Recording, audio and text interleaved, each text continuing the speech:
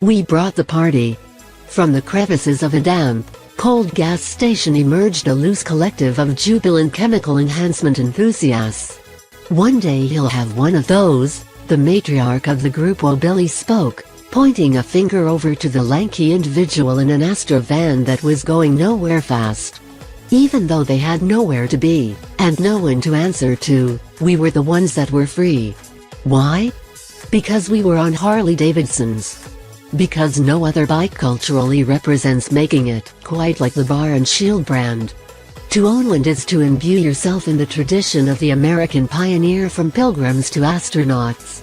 You set a goal, and you achieved it on your own terms. You don't change, you change the world. And you chose a bike that does the same.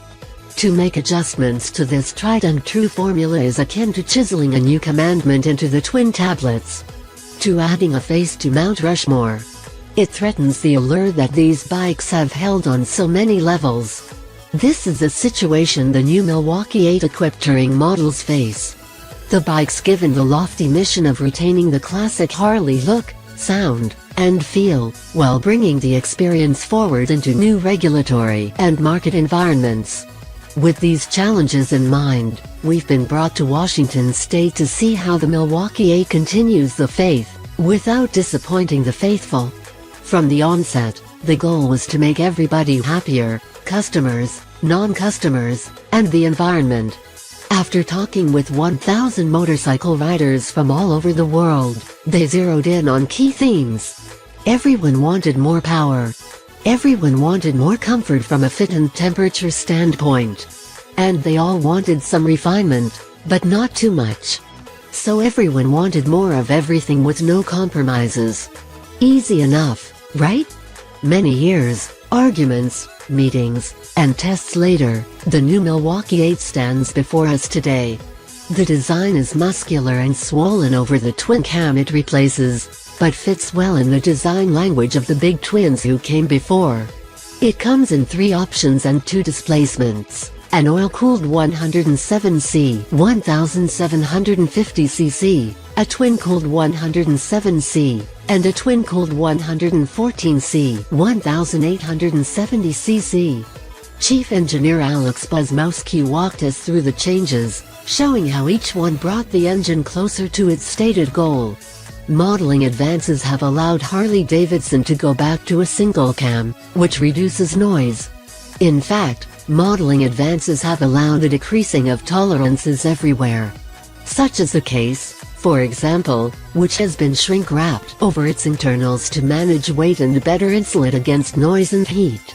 A switch to a knock sensor ensures more precise firing, hydraulic lifters remove the need to adjust valves ever again, and a new flywheel has been reweighted to increase inertia by 20%. And then of course there's the big change, which moves to 4 valves per head in Hemi heads for a hotter, faster, more efficient burn and better spread of heat. Another party trick that Buzmowski notes is you can now take the heads off of the engine, without taking the engine out of the motorcycle.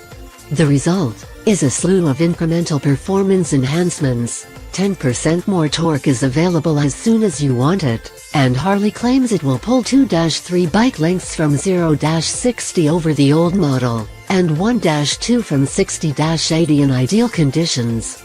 These, you'll notice, are not stopwatch figures, so we'll be sure to get a clock on them soon.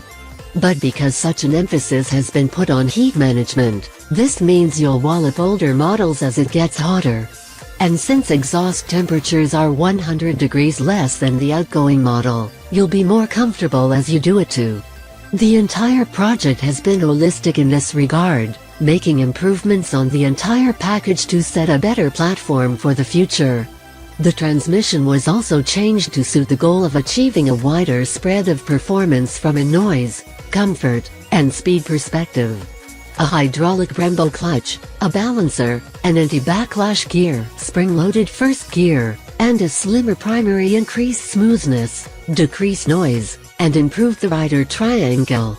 Harley claims clutch pull is 7% less than the outgoing model, although gridlock later in our riding day would show that the pull is still quite heavy. And, with the tech presentation over, we head out to meet the new models. This is a crucial part of the test. The first fire. The startup of a Harley is intrinsic to its allure, and failing to recreate that iconic sound with this new motor is to fail at the entire project.